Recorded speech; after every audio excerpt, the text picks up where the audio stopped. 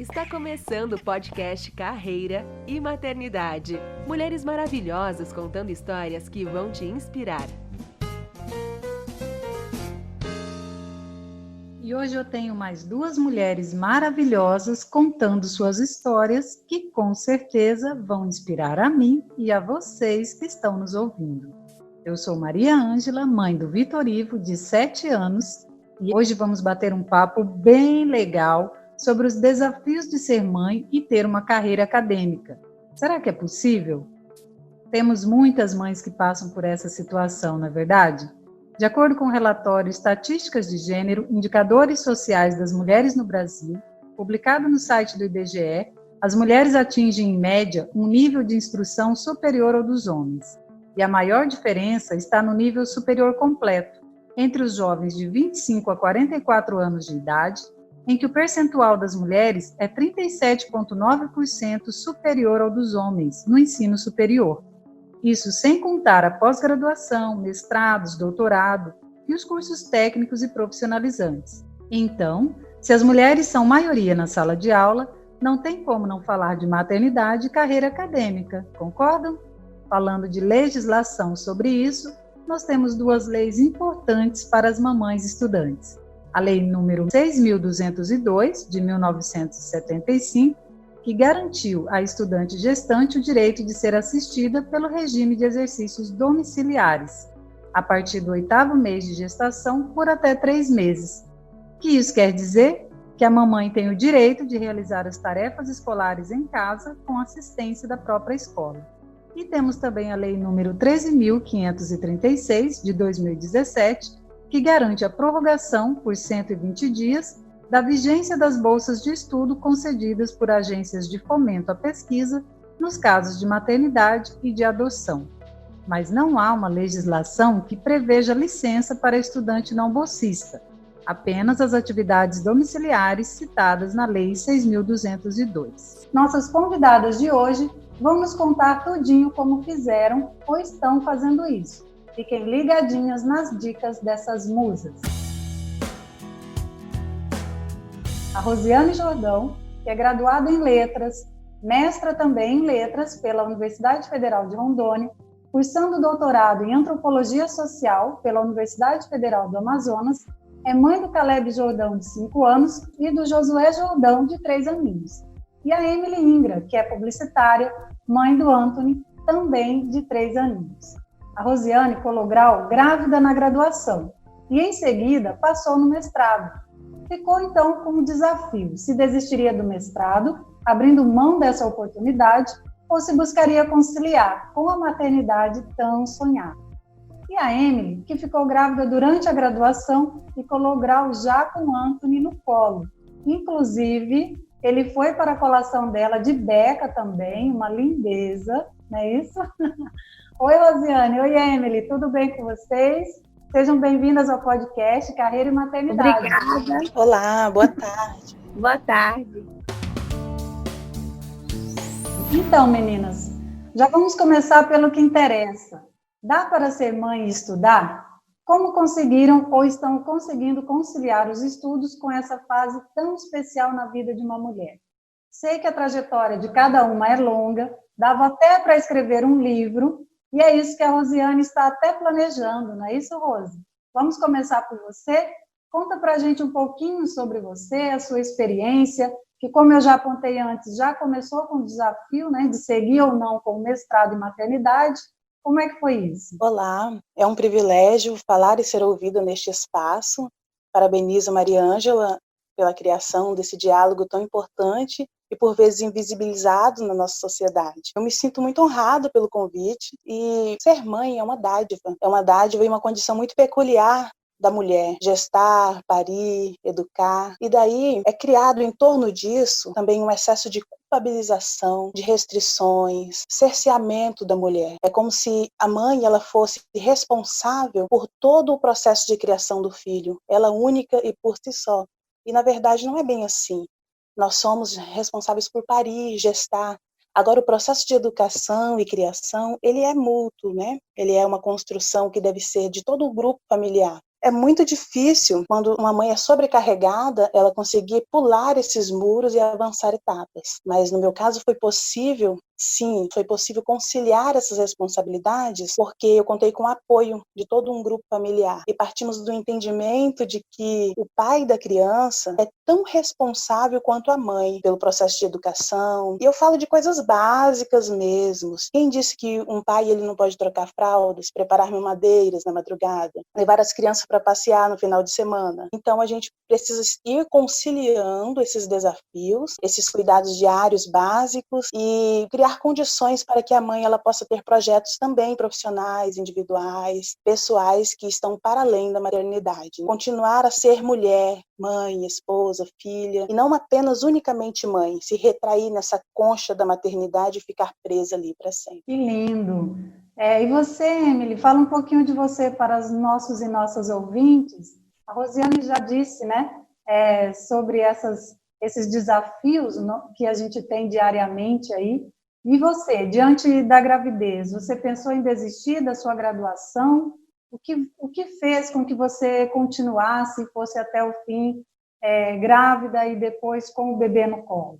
Eu agradeço a oportunidade e é sempre emocionante falar nesse assunto, voltar no tempo e ver como é que foi difícil, porque a gente fala assim, que a maternidade é linda, realmente a maternidade é linda, mas também é difícil. Nós que somos mães sabemos de todas as dificuldades, de tudo que a gente precisa se anular para tornar mãe. E assim, quando a gente recebe o positivo, passam milhões de perguntas na cabeça. Será que eu devo? Será que eu não devo? Eu falo assim, questão da desistência da faculdade. Era uma opção, sim, e todos esperam que a gente desista. Quando pensa, nossa, engravidou, vai ter que trancar a faculdade, vai ter que se dedicar totalmente, vai atrasar a vida. Então, a gente acaba recebendo comentários tanto positivos quanto negativos. E desistir, para mim, não foi uma opção, até porque o meu curso era bolsa, ou eu perdia minha bolsa, perdia todo o tempo que eu havia já estudado, ou eu continuaria, e foi o que aconteceu. Eu continuei e o Anthony, ele me deu muito mais força do que eu esperava. Eu não sabia que eu era tão forte, que eu poderia suportar tanta coisa quanto eu suportei na minha gestação. Então, desistir sim é uma opção, porém não foi o meu caso. Eu não me via desistindo dos meus sonhos, muito pelo contrário. Tudo que eu fiz, eu faço até hoje, é pensando nele, pensando no bem-estar do meu filho. E como você mesmo citou, a minha colação de grau foi um dos momentos mais marcantes da minha vida. Subir com ele, pegar o canudo e todo mundo aplaudiu, e aquilo ali para mim foi um momento que assim, eu não tenho nem como explicar, foi uma sensação única. As dificuldades vêm todos os dias, isso é inevitável. Todo dia você aprende, todo dia você erra alguma coisa, mas assim, o filho ele dá força pra gente que a gente nem imaginava que a gente tinha. Já ficou até emocionada aí contando, né? Relembrando. Já,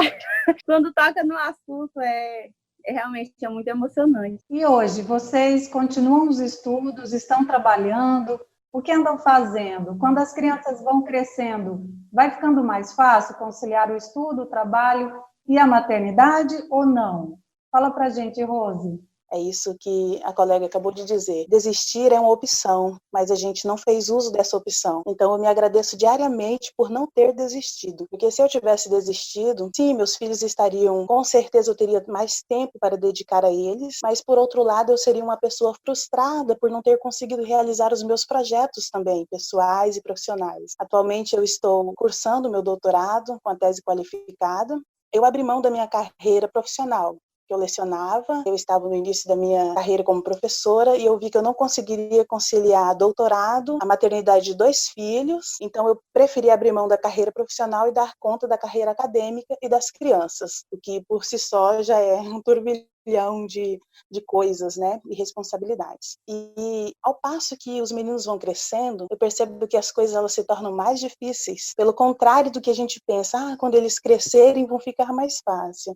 Não, as coisas ficam mais difíceis, mas por outro lado nós estamos em vantagem, porque estamos logo mais experientes, já passamos por outras situações que nos deram força para resistir, sobreviver. Situações de enfrentamento mesmo, de ampliar espaços, assim, de fazer caber a nossa figura com as nossas crianças nos lugares onde antes não cabiam. Eu fiquei imaginando aí no relato da nossa colega sobre levar uma criança para uma colação de grau. Nós sabemos que esse espaço, ele é sempre um espaço masculino, né? Criado por homens para homens. A sociedade sabe disso, que A inserção das mulheres nos espaços de saber, ela é muito recente. Então, uma inserção de crianças é ainda mais difícil. Então, às vezes, nós precisamos ampliar muito esses limites. E isso implica em meter a cara mesmo, em ir adiante, em chegar lá e pouco importar para os olhares de reprovação, para tudo isso, e criando alargamentos possíveis, abrindo os olhos das pessoas para essa nova realidade de que a mãe não é essencializada, ela é uma pessoa com direitos, é uma pessoa com projetos também individuais. É isso. E para você, Emily, o Anthony está crescendo, né? Agora 3 aninhos, foi ficando mais fácil conciliar suas outras atividades, trabalho e estudo ou não? Fácil não é. Como a Rose mesmo mencionou, vai ficando difícil sim, por conta do crescimento, da educação, da forma, é porque as crianças, elas aprendem muito rápido e todo dia. Então, elas prestam atenção em tudo que a gente fala, em cada movimento. Então, assim, não é fácil você conciliar, você abrir mão, ter que deixar o seu filho numa creche ou com algum parente, com algum amigo para você ter que trabalhar, mas a gente necessita disso, né? Nós, mães, se nós pudéssemos, nós ficávamos 24 horas grudadas com os nossos filhos e pronto. Mas a questão da necessidade mesmo, no nosso crescimento profissional e pessoal, dá para conciliar, dá. A gente tem que ter discernimento primeiramente de Deus, tudo que a gente for fazer nas nossas vidas, e assim, vai ficando difícil por conta disso, porém facilita de um lado, porque a criança acaba se tornando independente, aí já consegue comer alguma coisinha, já consegue fazer as necessidades sozinho, facilita de um lado e dificulta de outro. É sempre um desafio. Os desafios vão mudando, né? Isso. Eu vou contribuir com essa fala de vocês, dando um depoimento pessoal, né? Eu sempre comemorei cada passo de independência do meu filho, não só por ele, mas por mim também, né? Quando ele aprendeu a comer sozinho, foi a glória para mim. Ir ao banheiro sozinho foi um alívio. Tomar banho e se vestir sozinho, maravilhoso. E assim, para mim, né, justamente por esse lado que a Emily citou, foi ficando mais fácil conciliar algumas atividades a partir do momento que ele já te entende, né, que você consegue conversar com ele. Hoje ele tem 7 anos, ele me apoia muito no meu trabalho, ele sabe quando eu estou trabalhando e ele faz a parte dele de não interromper, né, de ficar no quarto, de brincar, de fazer outras atividades.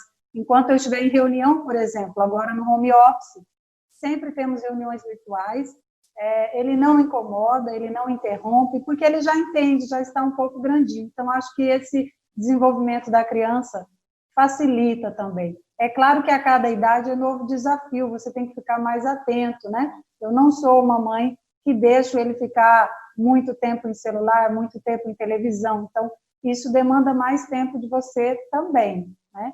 Ser mãe é maravilhoso e com o passar do tempo eu tenho visto que só melhora e só aumenta esse amor aí. Bom, eu gostaria que vocês falassem de um conceito que eu acho muito importante, que é a rede de apoio, né? O quanto essa rede de apoio é importante para as mulheres e como ela foi importante para vocês. Há alguma dica que vocês dão para quem precisa entender essa ideia de rede de apoio? Não só a mulher, a gestante, mas as pessoas que estão ao redor de uma gestante ou de uma mãe, para entenderem o que é uma rede de apoio? Eu costumo fazer uma metáfora aí com a própria rede de varanda, né, que a gente usa muito aqui no Norte. Rede é algo para te dar sustentação, apoio nos momentos em que você está cansada. Esse é o propósito da rede na nossa varanda. Você está cansada, eu vou tirar ali um cochilozinho básico e vou usar a minha rede. Mas a rede, para te dar segurança, ela precisa estar bem conservada, ela precisa estar com a tessitura bem entranhada ali, para que você não venha sofrer quedas irreparáveis. Porque uma queda de uma rede, ela prejudica a sua coluna. Então, a rede de apoio da mãe, ela precisa ser uma rede de qualidade. É mais importante você focar na qualidade da sua rede do que na quantidade, porque é a sua coluna dorsal. Seu filho é a coisa mais preciosa, né? Pelo menos para mim, particularmente, meu filho é o meu tesouro, incorporando aí a Florinda, né? Você precisa ter essa sensação de segurança ao acionar a sua rede de apoio, né? E eu estou falando mesmo de pessoas, os familiares mais próximos, amigos, profissionais da escolinha do seu filho, né? Essas pessoas fazem parte da rede de apoio. Os profissionais da unidade básica de saúde, se você utiliza o SUS, ou até mesmo da clínica que você consulta, de pediatria, essas pessoas todas fazem parte de uma rede de apoio que pode te dar suporte nos momentos de emergência, né? Isso é rede de apoio para uma mãe, mas a gente precisa sempre estar ligada em questões assim muito práticas. Por exemplo, eu vou fazer uma pergunta didática para você, mãe, que está nos ouvindo. Se de repente acontece uma emergência com você ou com seu filho, que Deus nos livre, né? Qual a primeira pessoa que te vem na mente? Faça isso como um exercício mesmo. E aqui, eu como professora que sou, né, vou usando meus exercícios. Utilize isso. Anote a primeira pessoa que vem à sua mente para te socorrer no momento de emergência. Essa pessoa é a principal pessoa da sua rede de apoio. Se por acaso essa pessoa estiver ocupada ou não estiver atendendo o telefone, quem seria o próximo? Anote. Essa é a segunda pessoa da sua rede de apoio. E aí você vai montando os tecidos como um tecido mesmo, você vai entrecruzando as tecituras da sua rede. E a gente precisa também estar ligado sobre manutenção desses laços. A gente não pode acionar a nossa rede de apoio só na emergência. A gente precisa sempre deixar isso bem solidificado. Como a gente tem um tempo muito corrido, que tal dedicar um tempo livre para passar com essas pessoas, para conversar, para dialogar sobre o crescimento da criança, para criar também laços afetivos com essas pessoas que podem te socorrer no momento de emergência.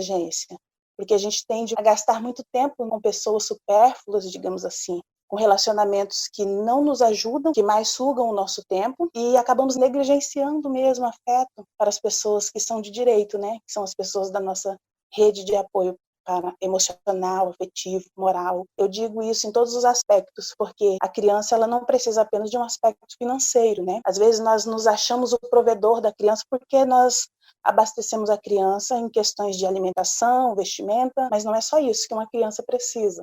A gente tem que saber que nós estamos criando filhos para o mundo, para viver em grupo, em sociedade, e esses valores individualistas que a gente tem na nossa sociedade precisam ser muito reformulados, né? Esses valores precisam ser revistos, porque a gente está criando filho para conviver e para fazer parte de um grupo.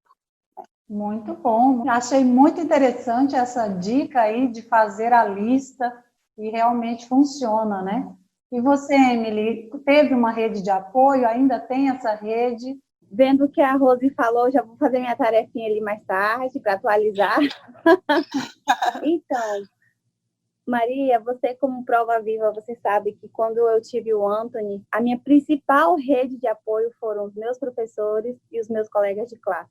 Assim, eu sou muito grata a Deus mesmo por toda a paciência, todo o amor, todo o carinho que todos eles tiveram com o Anthony. Lógico que tem dias que a gente não consegue levar, que querendo ou não atrapalha. Então, assim, eu graças a Deus eu tive sim um apoio familiar, um apoio de amigos que se dispuseram, porque não é toda e qualquer pessoa que vai se disponibilizar para cuidar dos filhos dos outros, né? Mas, assim, eu sou muito grata, principalmente pelos meus professores. Um beijo para eles, os meus colegas de classe, assim, meus irmãos, assim, minha família toda. E hoje, particularmente, hoje eu tenho, sim, com quem contar. Não é todo mundo que tem condições ou que tem pessoas que possam, tem pessoas que não são daqui, que são sozinhas. E eu, como eu tive esse apoio, para mim já foi difícil. A gente imagina, assim, como seria, né, para as outras mães que acabam tendo que desistir da faculdade por conta de não ter essa rede de apoio. Graças a Deus, essa foi uma das coisas que mais me incentivaram a continuar, que me fortaleceram mesmo, como mãe, como aluna, e eu sou muito grata. Que bom. Que lindo ouvir você relembrando aí dos professores, dos colegas.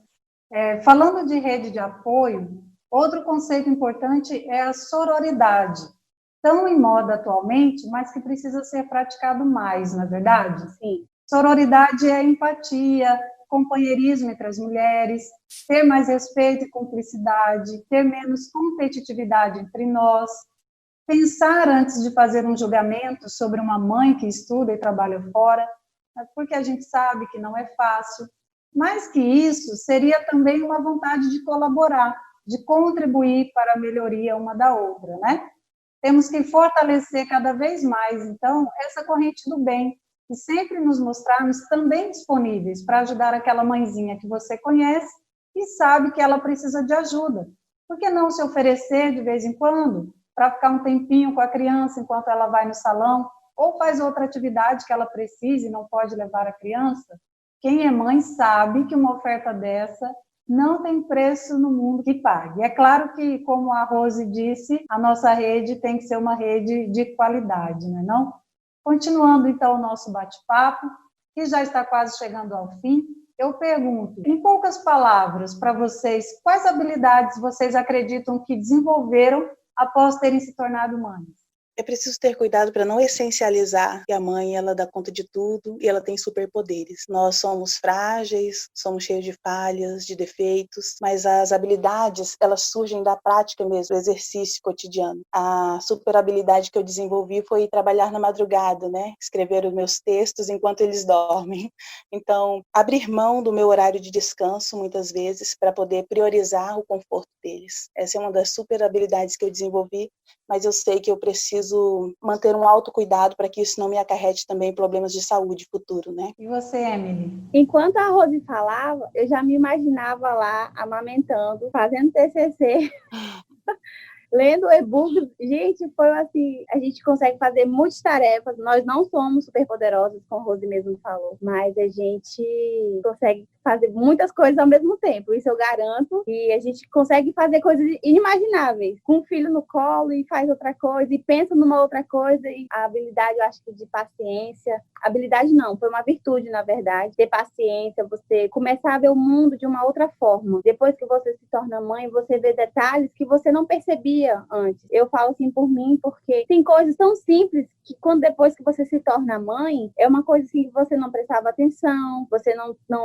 dava nada, entendeu? Mas assim, quando você passa a ser mãe, você vê o quanto aquilo pode te influenciar, o quanto aquilo pode fazer bem ou mal para o seu filho. Então a gente começa a enxergar o mundo com outros olhos. Eu acredito que todas as mulheres deveriam ter um filho para elas poderem sentir a transformação, como é que é você poder amar um serzinho que muda a sua vida completamente. Só tenho a agradecer e eu fico muito emocionada de falar, porque para mim foi um dos presentes mais incríveis que eu ganhei na minha vida, foi o meu filho. Que lindo! A minha habilidade que eu desenvolvi mais foi o planejamento. Eu sempre, depois que me formei, eu sempre trabalhei com planejamento de comunicação, planejamento publicitário, estratégia. Depois que eu me tornei mãe, eu percebi que a nossa logística diária, a nossa capacidade de organizar a nossa vida dentro de 24 horas, isso é muito planejamento, precisa muita organização para a gente dar conta de tudo que a gente precisa fazer, cuidando bem dos nossos filhos. Então, planejamento é tudo. Eu acredito que eu fiquei mais afinada ainda com essa área, que é o planejamento. Meninas, eu gostaria de agradecer bastante. Infelizmente, estamos chegando ao fim. Foi maravilhoso ter vocês duas aqui comigo, Rosiane e Emily. Muito obrigada por terem aceito o convite. E eu abro um espaço para vocês falarem umas palavras finais para as mães ou futuras mães que estão estudando ainda e agora estão nos ouvindo e vai aprender um pouco mais com a gente. Se eu pudesse finalizar esse momento de diálogo com uma frase, seria: não desista, porque eu sei que você vai pensar em desistir muitas vezes. Porque eu mesma pensei, olhei para aquele monte de livros na cabeceira da cama, aquele monte de fraldas do outro lado, um bebê chorando, uma mãe confusa. Mas não desista, porque os choros vão passar, as fraldas vão ser trocadas por cuequinhas ou por calcinhas, os momentos que precisam de colo são poucos, então você dê colo quando você tem oportunidade de dar colo, mas não desista. Seja mãe, mas não desista de você. Que lindo, Rose, eu vou chorar. E é exatamente o que ela falou, a desistência. Diversas vezes você vai tentar desistir, você vai querer desistir, mas não desista. Não desista, porque lá na frente você vai perceber o quanto é maravilhoso você olhar para você e ver do que você se tornou. Entendeu? Você olha para o seu filho e você vê: nós conseguimos. Você conseguiu por ele e por você. Então a frase é: não desista. Obrigada, meninas. Aprendemos muito hoje com vocês. Descobrimos que dá para ser mãe e ter vida acadêmica sim. E aprendemos hoje com nossas convidadas que com determinação, paciência e uma rede de apoio é possível conciliar estudos e maternidade. Você está ouvindo o podcast Carreira e Maternidade. Espero que tenham gostado desse episódio, que foi feito com muito amor, carinho e nos intervalos do meu trabalho e da minha vida de mãe. Nos siga no site www.carreiraematernidade.com.br e no Instagram @carreira.maternidade. E estamos também no Facebook, em @carreiraimaternidade.br. Pode me adicionar no LinkedIn também, Maria Ângela de Lima. Se estiver ouvindo pelo Spotify, clique no botão seguir. E se quiser me acompanhar mesmo, ainda pode me ouvir toda sexta-feira na coluna Carreira e Maternidade com Maria Ângela de Lima, na rádio CBN Amazônia Porto Velho, 101,9 FM, às 13h35. Beijos a todos e todas. Te espero no próximo episódio do Carreira e Maternidade. Até lá! Podcast Carreira e Maternidade. Ouça e inspire-se.